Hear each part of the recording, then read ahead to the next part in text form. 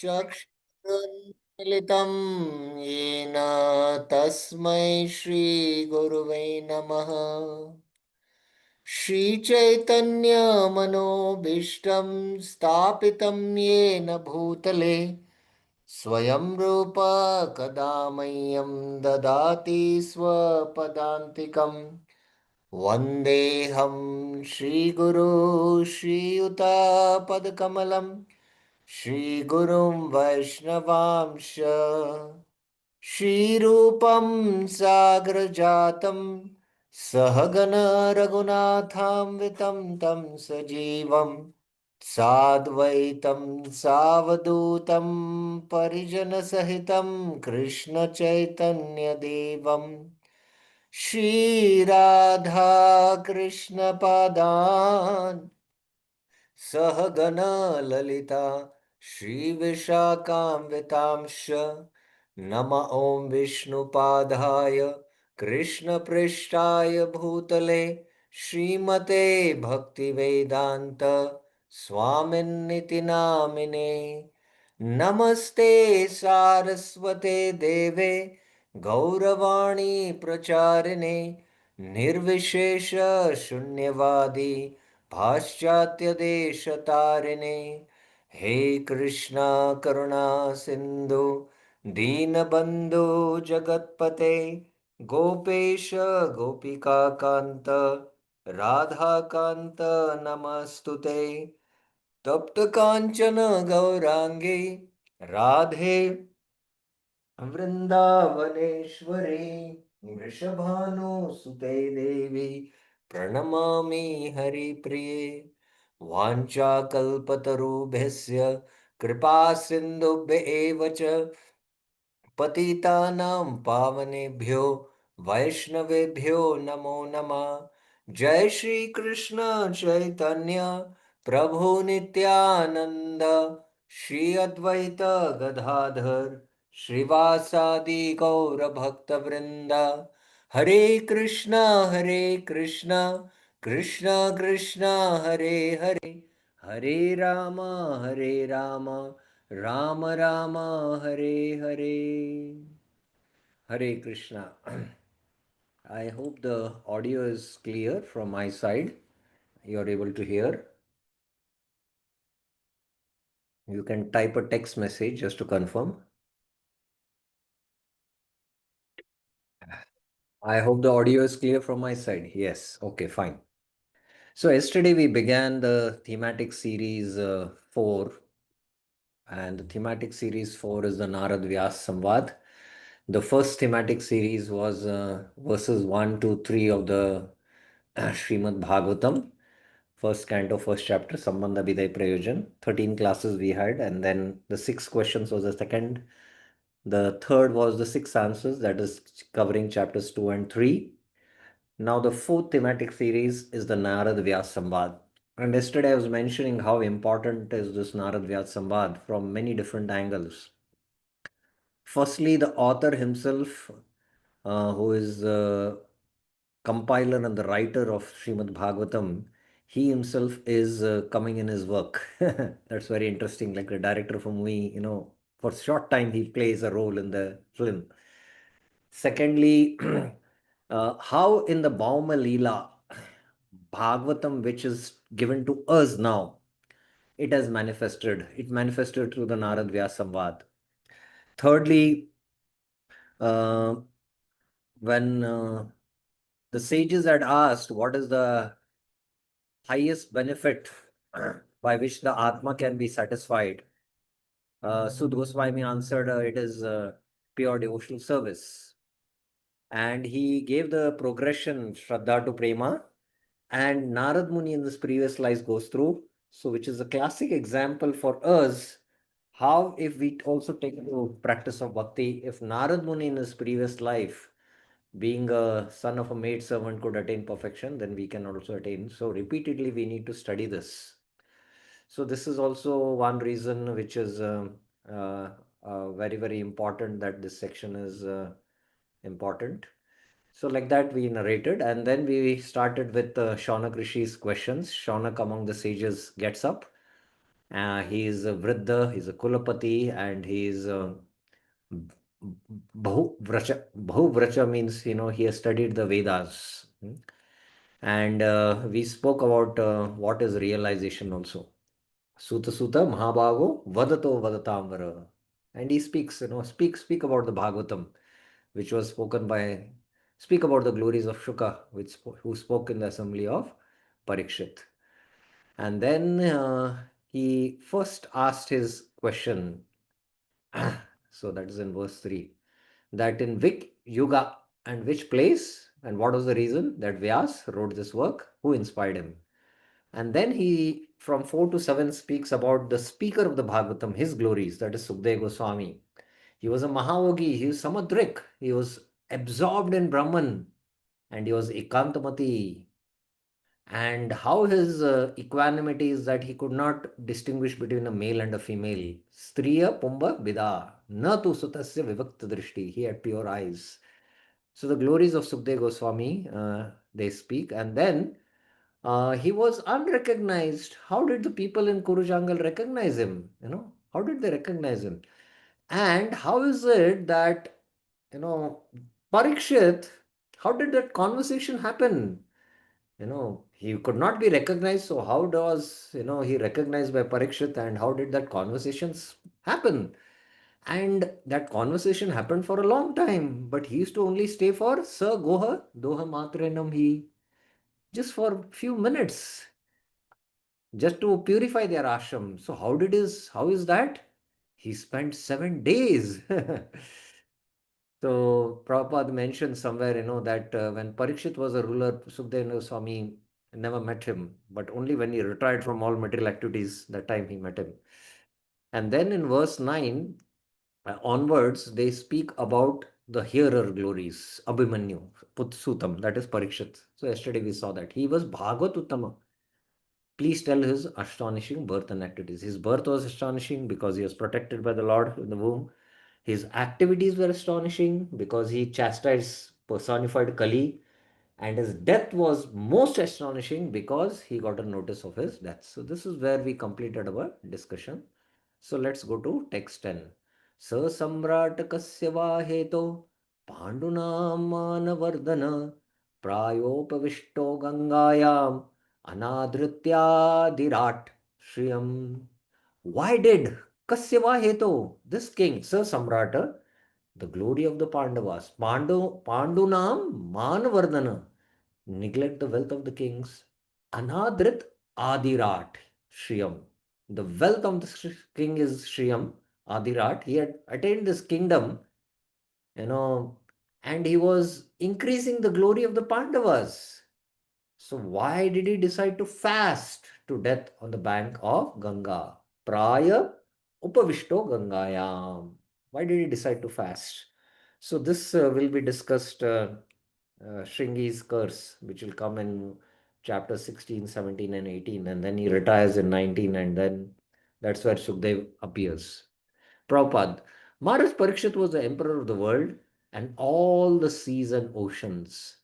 And he did not have to take the trouble to acquire such a kingdom by his own effort. Because Adirhata Shriyam, he had attained it, he had inherited from the Pandavas. Oh, Prabhupada is saying that he inherited it from his grandfathers, Maharaj Yudhishthira and brothers. Besides that, he was doing well in the administration and was worthy of the good names of his forefathers. Pandunam Manavardhanam. He was increasing their glory. Consequently, there was nothing undesirable in his opulence and administration. Shriyam. Then, why should he give up all these favorable conditions and sit down on the bank of Ganges fasting till death? So, what are the reasons? Kasyava hetu. This is astonishing, and therefore, all are eager to know the cause. Hetu, what is the cause? Vishnu Thakur's quite short commentary. Adirat means ruling as a chief. So he was the Chakravati Samrat. It refers to Yudhishthira and his brothers. Parikshit inherited their wealth but became disinterested in it. So he became disinterested by the Lord's arrangement. Okay. Further about the glory of Parikshit. Namanti yatpad niketamatmana Shivaya hanya धनानि शत्रवः कथं सवीर्य श्रियम् अंगदुश्चजाम् यु युवोष्टितोष्ट्रम् अहो सह शुभी सहा Shubhi. Why did this brave young man, Katam Sir Yuva Virya, he was Yuva Virya, he was young and he was very powerful, at whose feet Yad Pad Niketan, enemy Shatrava, bought wealth, Haniya Dhanani. So it was not that Parikshit had to go and conquer the other enemy kings, the smaller kingdoms. They used to surrender to his feet and offer all the wealth, clearly bowed down, Namanti, for their own benefit, Atmana Shivaya, desire to give up such wealth, Ushrishtam, Asita, Asata. What is difficult to give up? Dushajam. So he gave up that wealth, which is very difficult to give up. And not only that, he gave that along with his life years. Saha Ashu Bhi. Saha and Ashu. Ashu means life years. So that has become Sahasa Shubhi. So why did he give up? When all the kings wished to fall at his feet and offer wealth and take shelter of him, and he had such youth and he was very powerful, and such a thing which is difficult to give, he gave up. What is the reason? Prabhupada. There was nothing undesirable in his life. He was quite a young man, Virya, Yuva, and could enjoy life and power and opulence. So there was no question of retiring from active life. There was no difficulty in collecting the state taxes because he was so powerful and chivalrous that even his enemies would come to him and bow down at his feet and surrender all wealth for their own benefit. Namanti Shivaya, you know. So that was his position. Maharaj Parikshit was a pious king. He conquered his enemies and therefore the kingdom was full of prosperity, Shriyam. There was enough milk, grains, and metals, and all the rivers and mountains were full of potency. So, real prosperity, Prabhupada is mentioning when you have milk, grains, metals, and all the rivers and mountains are full. So, materially, everything was satisfactory. Therefore, there was no question of untimely giving up his kingdom and life. The sages were eager to hear about all this. So, what was the reason? Again, that same reason will come up. Vishwanath Chakratakura. Padaniketam means footstool. Ha means clearly. Parikshit was young, not old, but desired, Aisata, to give up all the wealth along with even his life as Ashubhi. Further, they mention Shivaya lokasya bhavaya bhuteya ya uttama shloka parayana jana jivanti natmartham aso parashayam mumucho nirvidya kuta kalevaram. Persons who are surrendered to the Lord, uttama shloka parayana jana, live for the auspiciousness of the world. Shivaya lokasya. So Maharaj Parikshit was supposed to live because he was completely surrendered to the Lord, and that's why he was leading the entire praja towards this dharma. So then why did he give up? So it was so auspicious for the Lord because all the praja would also extinguish repeated birth and death. Bhavaya.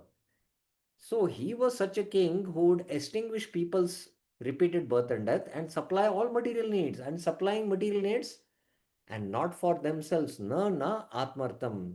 Why did Parishit Kuta so becoming renounced? Nirvidya, give up his body, Kalevaram Mumucho, which was meant as a shelter for others. Parashayam, Para Ashayam. It has become Parashayam.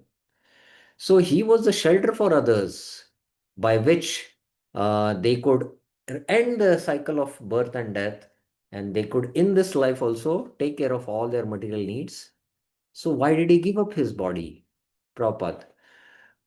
Parikshit Maharaj was an ideal king and householder because he was a devotee of the personality of Godhead. A devotee of the Lord automatically has all good qualifications. And the emperor was a typical example of this. Personally, he had no attachment for all the worldly opulence in his possession. So this is first quality king should have.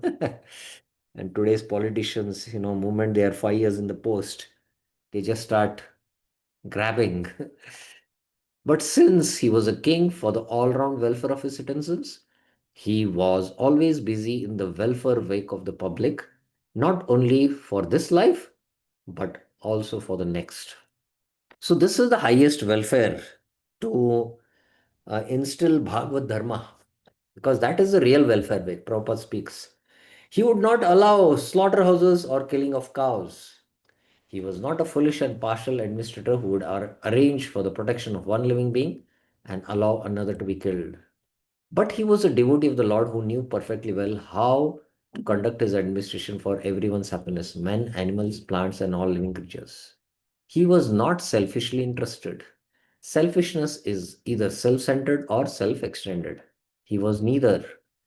His interest was to please the Supreme Truth, the personality of Godhead. The king is the representative of the Supreme Lord, and therefore the king's interest must be identical with that of the Supreme Lord. So, king is Nara Rishi. You know, he's the Lord in the form of a king who has come in this. That's why it's called also as Raj Rishi sometimes. They are great rishis. They're kings, but they are great rishis. Naradeva. That's why they are called Naradeva. Naradev means the Lord who has come in the human form. The Brahmanas are called as Bhudevas. So they are Naradevas. The Supreme Lord wants all living beings to be obedient to him and thereby become happy. Therefore, the king's interest is to guide all subjects back to the kingdom of God.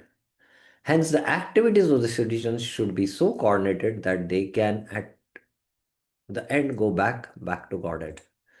Under the administration of a representative king, the king is full of opulence. The kingdom, sorry. At that time, human beings need not eat animals. There are ample food grains, milk, fruit, and vegetables so that the human beings as well as animals can eat sumptuously to their heart's content. So, when we live according to obedient to the laws of the Lord, that means we follow the Bhagavad Gita, Annad Bhavati Bhutani Parjanya Anna Sambhava, Yagyat Bhavati Parjanyo, Yagya Karma Samudbhava. The yajna, which is in the Vedas, we have to perform it, but it is the king's duty to arrange for this. So that is in interest of the working in the interest of the Lord, so that ultimately they purify themselves and go back to Godhead. If all the living beings are satisfied with food and shelter and obey the prescribed rules, there cannot be any disturbance between one living being and another. Emperor Parikshit was a worthy king, and therefore all were happy during his reign. So Prabhupada's purport is very insightful. And at least, Prabhupada is speaking about a universal application of this in his purport. And this can happen by two ways. One is by mass book distribution and by conducting mass Harinam Sankirtan with Prasad distribution during the Harinam Sankirtan. So that's how, slowly this can be implemented. At a community, individual, temple community level also, we should, try to do this. And it can be done only when the community is centered on farming, where there is a community of devotees who are living on a, you know, agrarian based model for sustenance of their life. Vishwanath Thakur. Those surrender to the law live for the auspiciousness of the Lord. Lokasya Shivaya in two ways. For extinguishing material life, Bhavaya, and for giving material wealth, Bhuteya. Bhavaya literally means for material life, but here it means the devotees live for helping people give up their material life in the manner that smoke is used to smoother mosquitoes. Okay. The dative case bhaya may express a missing infinite bhavaya samhartum. This is something to do with Sanskrit. They live to extinguish material life. So they live to extinguish material life of others. So this is based on some grammar of Sanskrit. Will not go. Parashayam means helping others.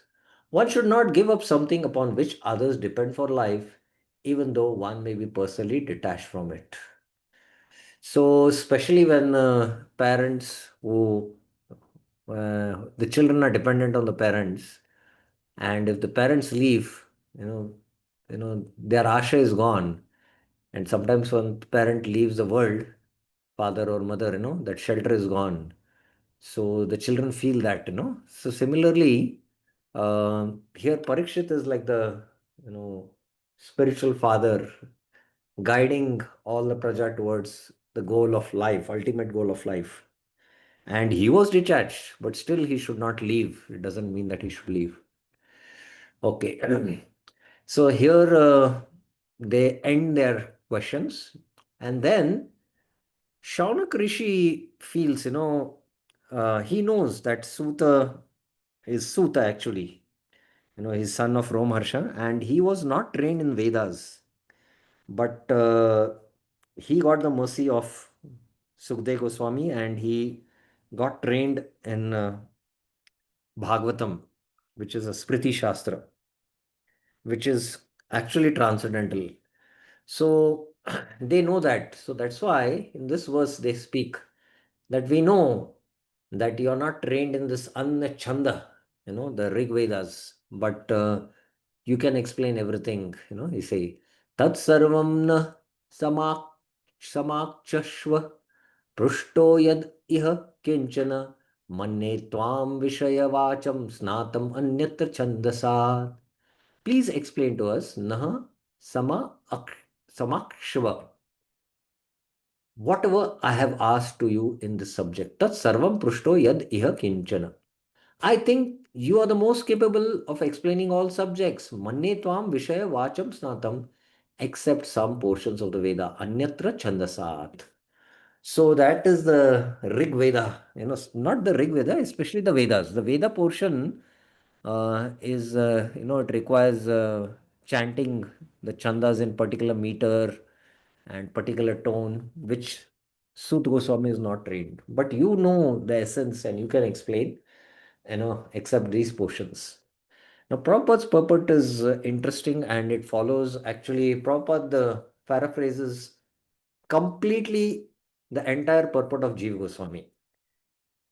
Prabhupada says the difference between Vedas and Puranas is like that between the Brahmanas and the Parivrajakacharyas. The Brahmanas are those who are trained in the Vedas. The Parivrajakacharyas are who uh, propagate the Bhagavad Dharma based on Srimad Bhagavatam. The Brahmanas are meant to administer some fruitive sacrifices meant in the Vedas. So this is the first difference. But the Parivrajakaryas or learned preachers are meant to disseminate transcendental knowledge to one and all. First difference. Second, as such, the Parivrajakaras are not always expert in pronouncing the Vedic mantras, which are practiced systematically by accent and meter by the Brahmanas who are meant to administer and meant for administering Vedic rites. So this is the second difference. Parivrajakaras are not trained and expert in pronouncing, whereas the Brahmanas are. Yet it should not be considered that the Brahmanas are more important than the itinerant preachers. Itinerant means the traveling preachers. They are one and different simultaneously because they are meant for the same end in different ways. What is that?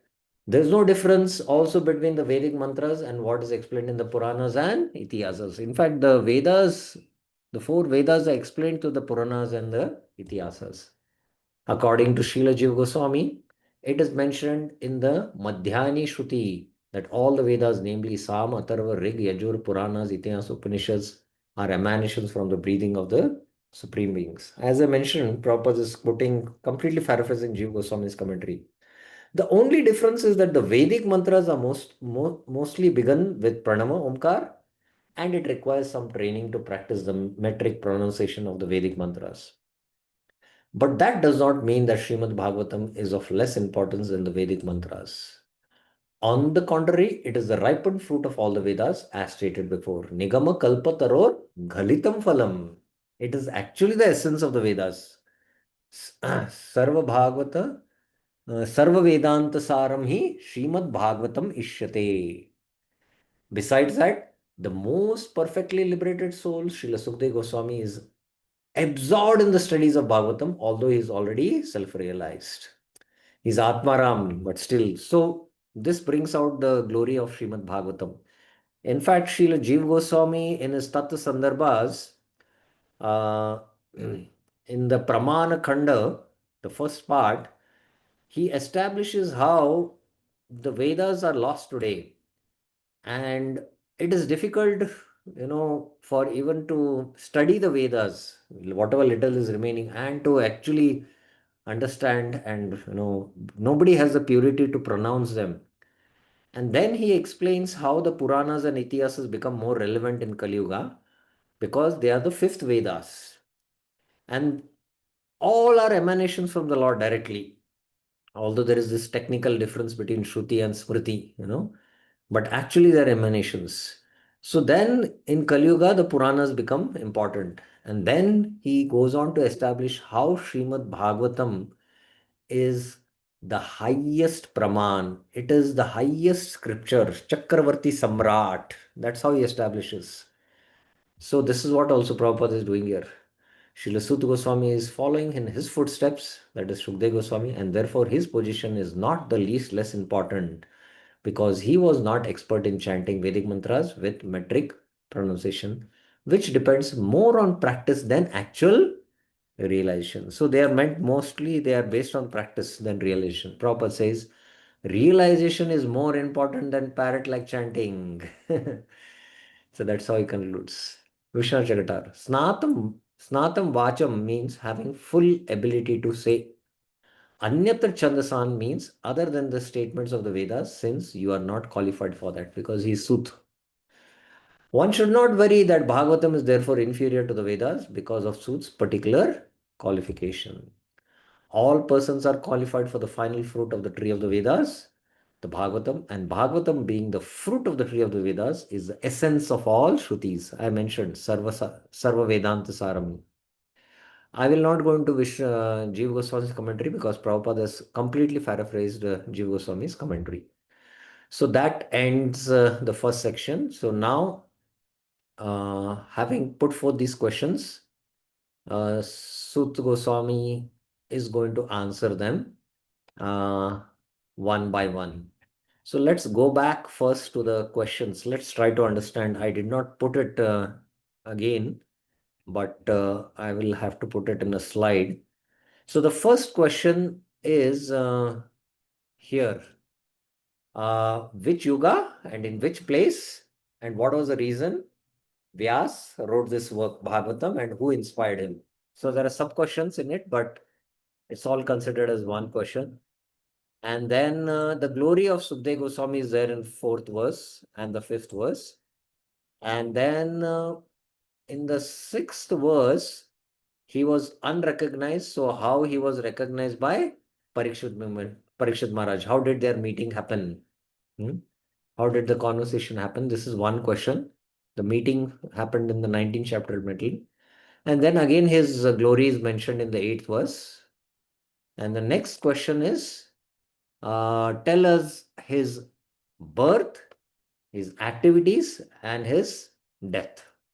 So this will begin actually from the seventh chapter, you know, where Uttara Brahmastra is hurled by Ashwatthama, and then how Uttara is saved by Krishna. So, but the birth will happen in the 12th chapter, it will be discussed in detail. But the other events following that, Kunti Manani offering her prayers, Bhishma's prayers, and then uh, like that, Krishna leaves Hastinapur, the separation and the union of the Dwarkavasis, Dhritarashtra quitting home, he is preached by Vidura, and then Yudhishthira Maharaj sees bad omens, and Arjuna arrives, and then Arjuna's lamentation, and then the Pandavas retire. So in the 12th chapter, his birth is mentioned, and then all these, leaving the world are mentioned. So Bhagavatam basically is a scripture where it speaks about detachment, cutting when death comes. We have to give up everything and focus on Bhagavad Dharma. So that's how, this, it's speaking about detachment. So his birth, his activities, how he chastises Kali will come in the 16th, 17th, and 18th chapters.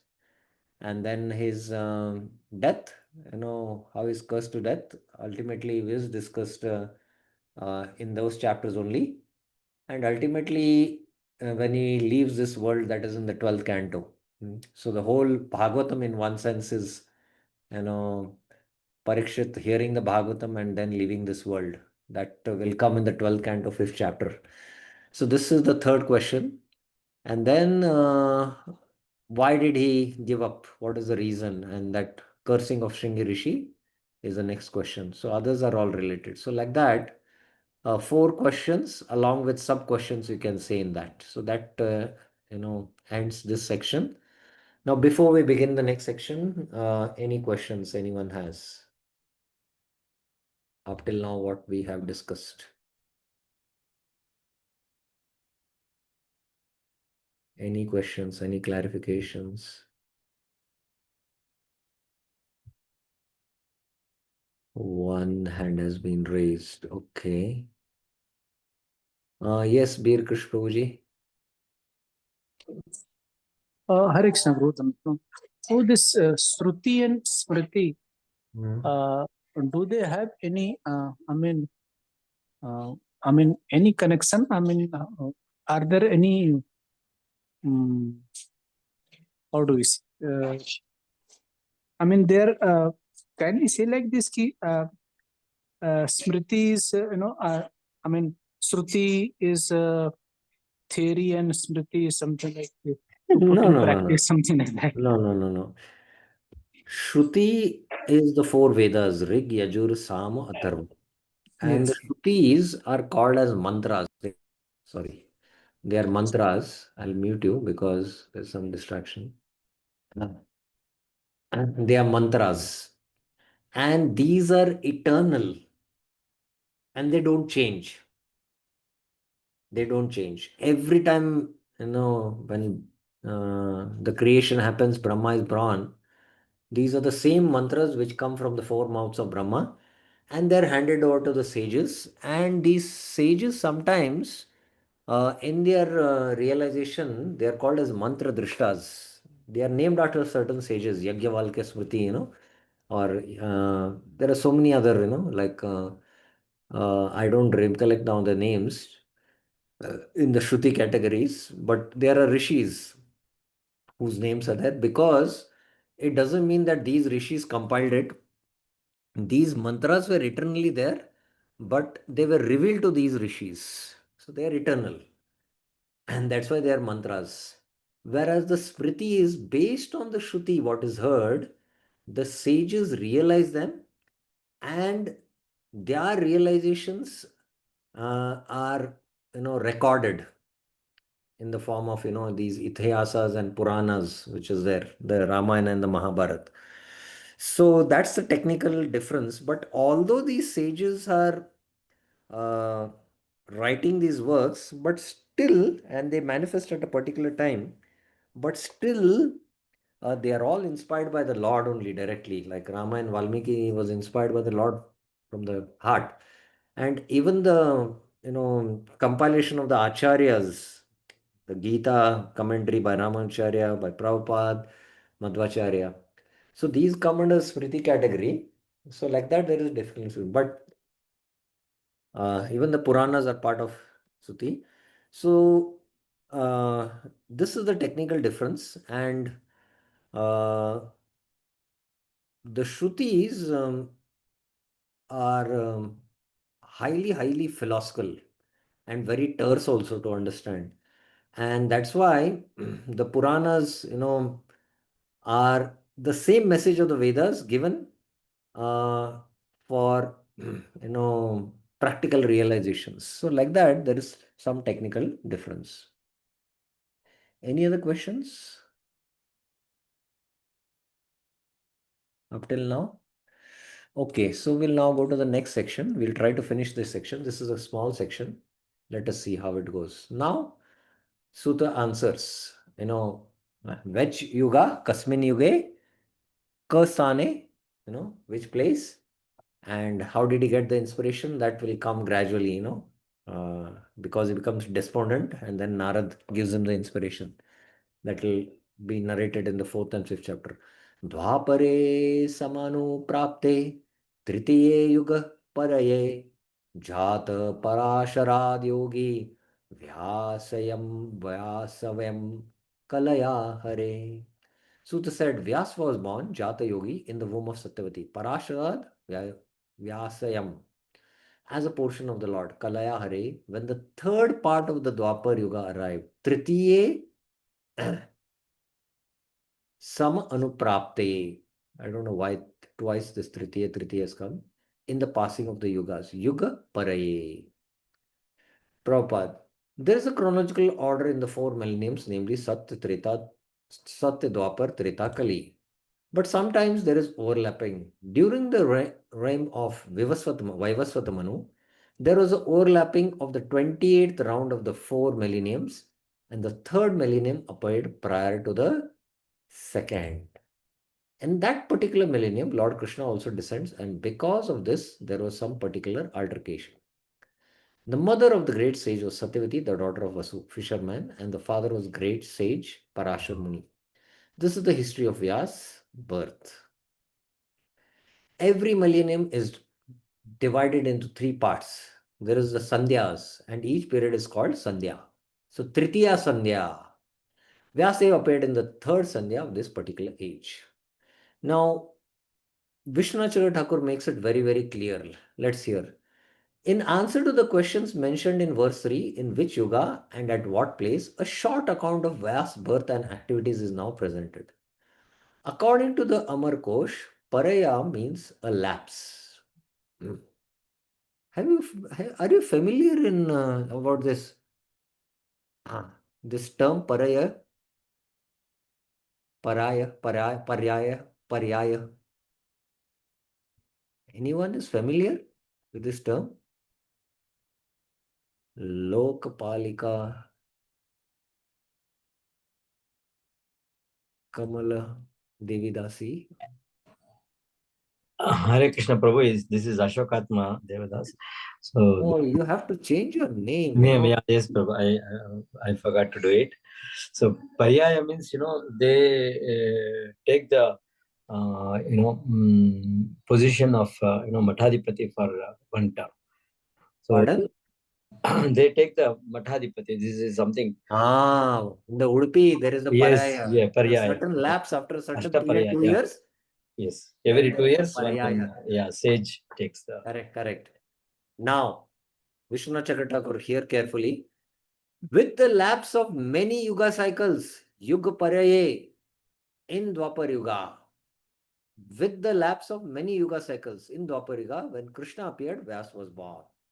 So this is how Vishnu Rakadakar explains. It will be explained that Krishna appeared in Dwapar Yuga of the 28th cycle of the yugas in Manvantar, Vaivasvata Manvantar. All our yugas are divided into three parts: the beginning portion, Sandhya Rupa, the middle portion, Yuga Rupa, and the end portion, Sandhya Amsha Rupa. So the Dwapar Yuga is 4,32,000 years. No, 8,64,000 years. So the first portion is called as the Sandhya Rupa, which is 1/10. The middle portion is actually the Yuga, Dwapar Yuga, which is called as the Yuga Rupa, which is 80%. And the last portion is called also the 10% is Sandhya Amsha. So like that, 8 lakh 64, it is 86,400, something like that. So that portion is called as the third Sandhya, Tritiya Sandhya. Tritiya refers to the third part of Dwapar Yuga. Vyas was born from Satyavati, who was the daughter of Upachari Vasu. Thus, Vasavyam means in the womb of Satyavati. Now here in the footnote, Vishwanath Chakravarti is making clear. The proportions are 1 for the beginning portion, 8 for the middle portion, and 1 for the concluding portion of the ika. So I mentioned 1/10, 1/8, 180, and then 1/10 again. So 80%, 10%, 10%. Jeev Goswami. Tritiye Yuga Paraye means when the 3 yugas passed and the third part of the Dwapar had arrived. So Tritiye Yuga Paraye means Satya, Treta, Dwapar, and in the third Paraya of Dwapar. That's what it means. Very interesting. After Vaivasvata Manu had started. Paraya means passing or lapsing according to Amar Ghosh. This is the same thing. Okay. Somebody had raised their hand. I think there was a question. Anyone had a question? Ashokatma Prabhuji, you had a question? Yes, Prabhuji.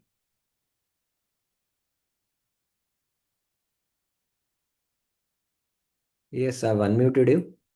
Prabhu, in that description, it was said 10. I mean, three parts. I thought it is 3 equal parts, but when you were explaining 10%, 80%, and then 10%, that Sandhya and this one. Yeah. So I got confused. Rupa, Sandhya, Yuga, later, and Sandhya Amsha. later you clarified, Prabhu. Okay, Yeah. okay, okay. Thank you. Hare Krishna. Okay. Right. स कदाचित् सरस्वत्या उपस्पृश्य जलं शुचि विविक्त एक आसीन उदिते रविमण्डले. At one time, kadachit Vyas Saha performing Achaman with water from the Saraswati river, Saraswatya Jalam Upasprashya. Now, Kastane is Saraswati river. Samya Prash is his ashram. Being purified, Suchi sat alone in an isolated spot. Vivikta Eka Asina while the sun rose. Udita Ravi Mandali. The river Saraswati is flowing in Badrika Ashram area of the Himalayas. It's only flowing there. After that, you cannot see it. So the place indicated here is Samya Prash in Badrika Ashram, where Shri Vyasdev is reciting. Now we can go to this stotra, means the Mula, and I have visited this place where the Vyas Gufa and the Ganesh Gufa is also there. But actually, this Badrika ashram is at a higher realm. And when Madhvacharya had gone to the Himalayas with his disciples, he went into this higher realm and he told his disciples to stay back. And then he showed his commentary and took some further teachings and came down. So it is also a celestial realm, please remember, not a earthly realm, which we can see also with our earthly eyes today also. So it's a different level of existence, Samya Prasha. Vishwanath Chakravarti, Upasprasha means having sipped water, Achman. The verse is part of the sentence which ends in verse 18. So this whole discussion will come till 18th verse. Okay. Now Vishwanath Chakravarti takes 14, 15, 16 and 17 and 18 together. So I put all these verses together. Oh, sorry, not 14, 16, 17, and 18 together. Prabhupada takes 16, 17, I think, together and then 18 separately. And no, he takes 16 one separate and then 17 and 18. Let me see. Let me check to be very clear about it.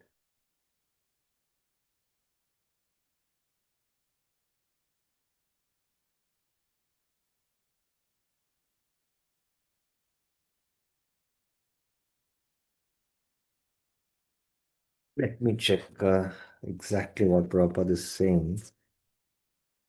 No, yeah, 16 he takes it separately and then 17 and 18 together, but we are taking all three together.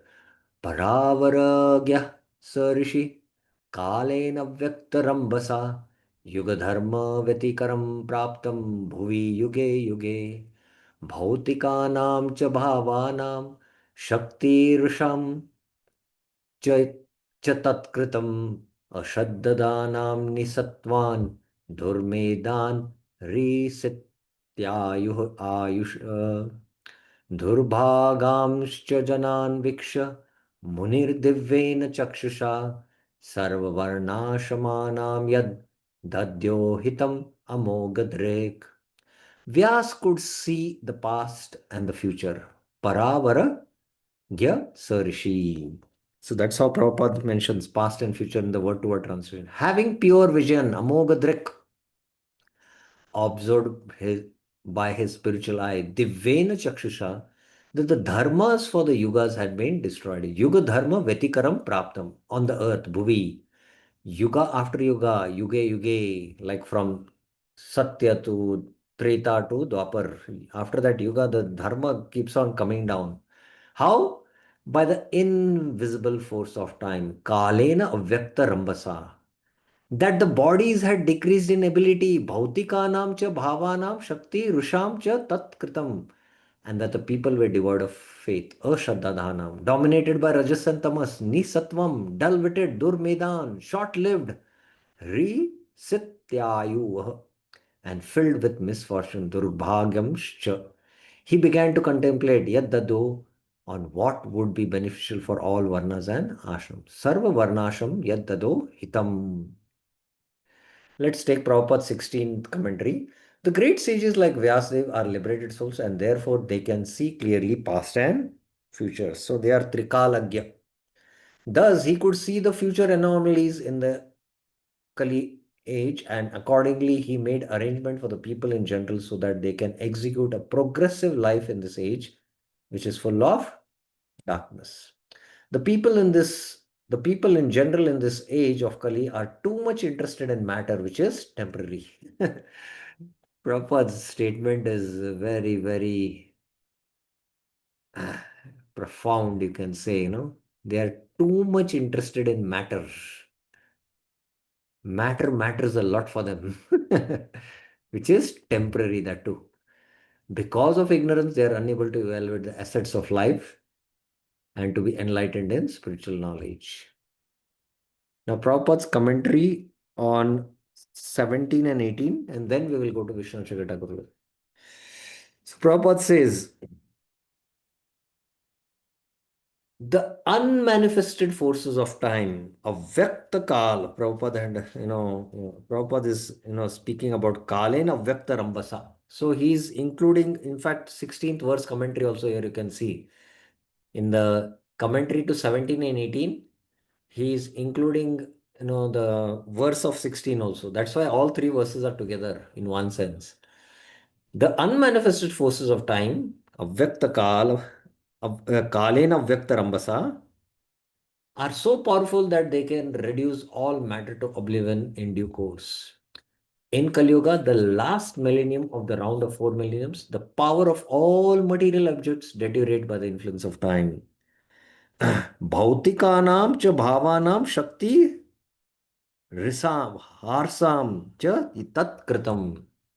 In this age, the duration of the material body of the people in general is much reduced, and so is the memory, ayusha, rishita ayusha.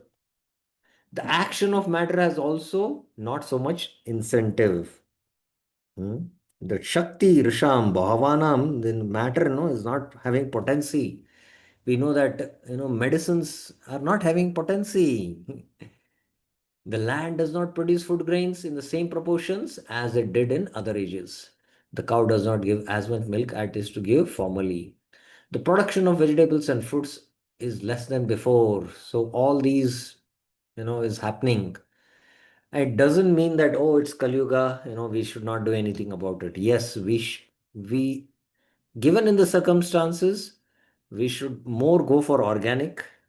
We should more do the Sankirtan Yaga, worship Vishnu, and still you can find, a greater difference. Because this is what is going to, bring us to Sattva, and it is going to increase our Meda, which is required for us to understand spiritual life. As such, all living beings, both men and animals, do not have sumptuous, nourishing food. Due to want of so many necessities of life, naturally the duration of life is reduced and memory short, intelligence meager, mutual dealings are full of hypocrisy and so on. The great sage Vyas could see this by his transcendental vision. Divyena Chakshusha. Munir Divyena Chakshusha. And Prabhupada gives example, as an astrologer can see the future fate of a man, or an astronomer can foretell the solar and lunar eclipses, those liberated souls who can see through the scriptures can foretell the future of all mankind. They can see this due to their sharp vision of spiritual attainment. And all such transcendentalists who are naturally devotees of the Lord are always eager to render welfare service to the people in general. So, what is that welfare service? Prabhupada makes it very clear. They are the real friends of the people in general, not the so called public leaders who are unable to see what is going to happen after 5 minutes ahead. In this age, the people in general, as well as their so called leaders, are all unlucky fellows, faithless in spiritual knowledge and influenced by the age of Kali. They are always disturbed by various diseases. For example, in the present age, there are so many TB patients and TB hospitals, but formerly this was not so because the time was not so unfavorable. Now, Prabhupada is writing his purports in the 1965 and the 70s, or just before 65 when he went to America. And that time, TB was, it was practically a contagious disease and it was widespread. And there were TB hospitals. Here also, where I belong to Belgaum, there is one place called as Gokak, where there is a special TB hospital because that weather is very suitable to recover. But Prabhupada is giving in the context and times where he was present. Today it must be maybe some other diseases. We know the latest deadly diseases which are coming. It can be uh, HIV or it can be hepatitis. And recently the coronavirus. Now the whole countries and the whole world is affected because of it. The unfortunate men of this age are always reluctant to give a reception to the transcendentalist who are representative of Sri Vyas, and selfless workers always busy in planning something which may help everyone in all statuses and orders of life. The greatest philanthropists are those transcendentalists who represent the mission of Vyas, Narada, Madhva, Chaitanya, Rupa, Saraswati, etc. They are all one and the same. The personalities may be different, but the aim of the mission is one and the same, namely to deliver the fallen souls back home, back to Godhead. Very, very insightful purport. Okay, let's go to Vishwanath Chakra Thakur's purport. He knows the past and future. Para, Avara, Jana. Para means future, Avara means past. I think so. He saw that there was destruction of the dharmas of the yugas with time. Yuga dharma vetikaram. There was decrease in strength of the body conditions. Bhautikanam bhavanam caused by time. Tat kritam. The people were filled with rajas and tamas, nisatvan. Okay, so having seen this, now Vyas acts. He sees the solution, and Vyas, seeing this in his vision in the previous verse, the solution he starts giving. Here it begins from 19. Chaturhotram karma shuddham prajanam viksha vaidikam व्यादद्याद्यज्ञ संताते Vedam ekah chaturvidam. Seeing the purifying power of the Vedic rites, Vikshe Karma Shuddham, performed by the four priests, Chaturhutram, for the people at large, Prajanam, who were not inclined for Jnana, Yoga, and Bhakti, Vaidikam, he divided the one Veda into four. Vedam Ekam Chaturvidam, for the continuation of sacrifice. Yagya Santatte. Now, as I mentioned, the Veda was one in Dwapar Yuga and Treta and Satya. And the great sages, they were so fine in understanding the Vedas, they knew which, just a minute, there is some distraction. Give me a half a minute, please.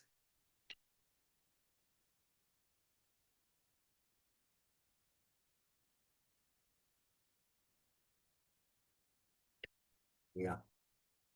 So they knew how to exactly pick up a particular, sacrifice and perform it for the purification, because everyone who is born in this who is impregnated. Mama yonir mahat brahma tasmin garmam dadamyam.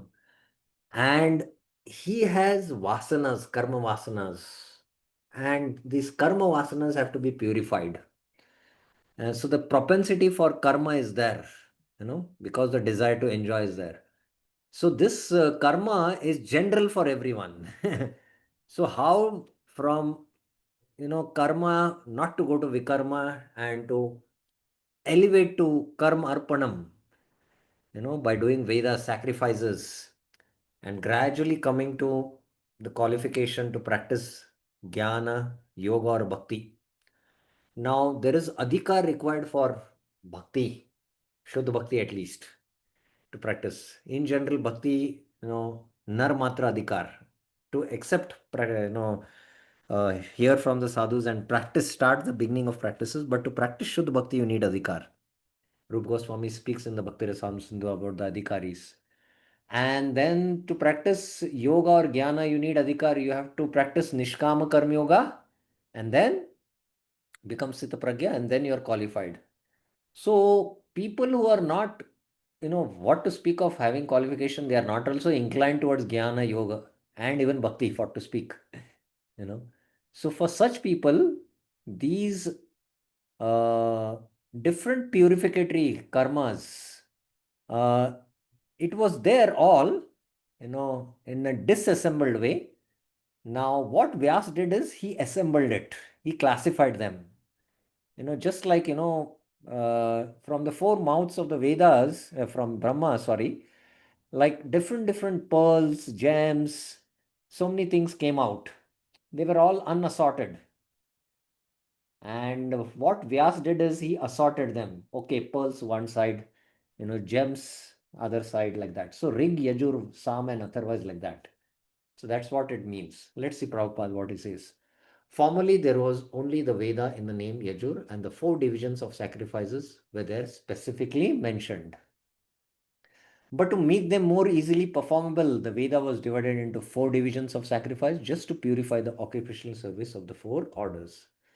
Above the four Vedas, namely Rig, Yajur, Sam, and Athura, there are the Puranas and the Mahabharata, Samhitas, etc., which is known as the fifth Veda. So this again, Prabhupada is taking from Srila Jiva Goswami's commentary. So I'll not go through Jiva Goswami's commentary.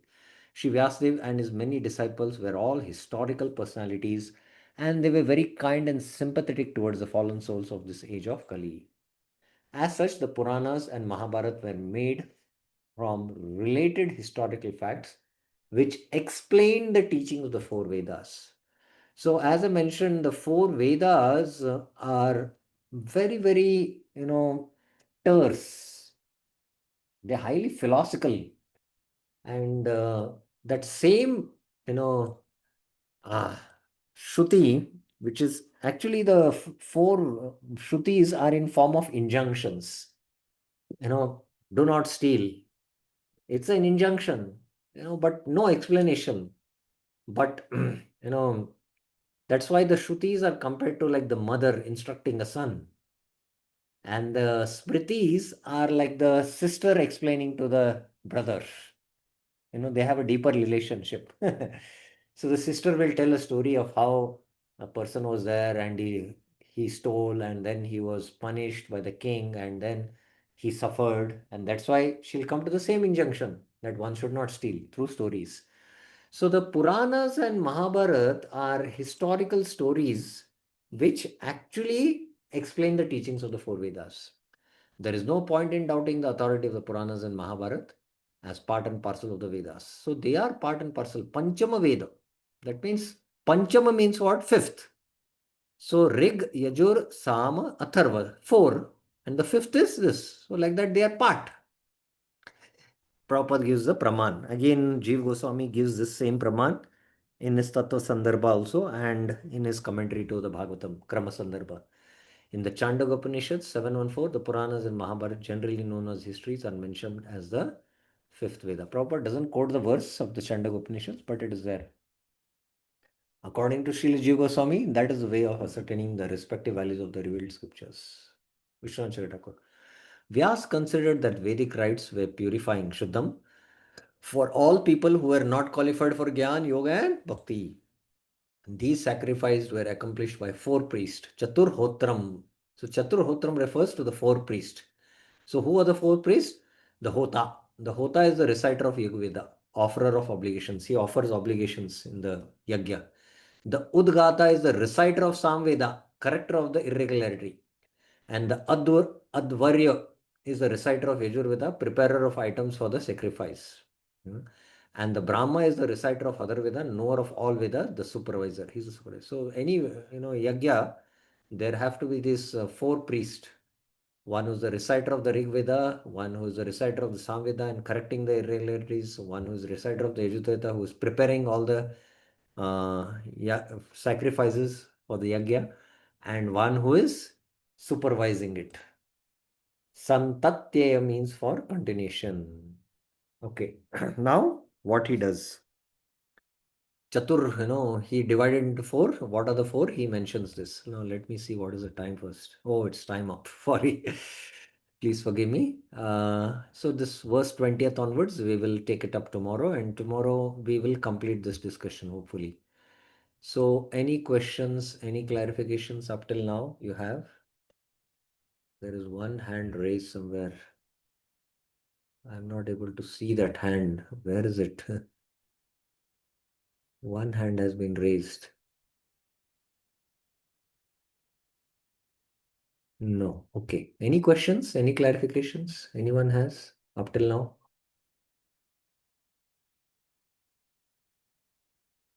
Okay. So then we'll end here, and tomorrow we'll continue the discussion, and probably tomorrow we'll finish. The 5th chapter is very, very, very important. How, Narad is going to give the synopsis of the Bhagavatam. Very, very important chapter. And the 6th is again important in the sense Narad's previous life, how he progresses through these different stages of bhakti. So that will begin. And for your kind information, we will have the class on Friday also. Although I had mentioned in the group that it will take me on till Thursday, but we'll take in Friday because I have to finish this in 3 weeks. Because after that, I have some other seminars coming up in the evening. So just to be on the safer side, I want to take it on Friday, and so that we can complete the syllabus. Okay. Last screen, Hota. Okay. Here it is there. The Hota. Chaturhotram is there. They're called as the Hota, Udgata, Advaryu, and the Brahma. These are the 4 priests. For any yagya, these 4 priests are required who recite from the 4 Vedas. Okay, so we will stop here. Thank you very, very much. Srila Prabhupada ki Jai. Granth Raj Srimad Bhagavatam ki Jai. Hare Krishna.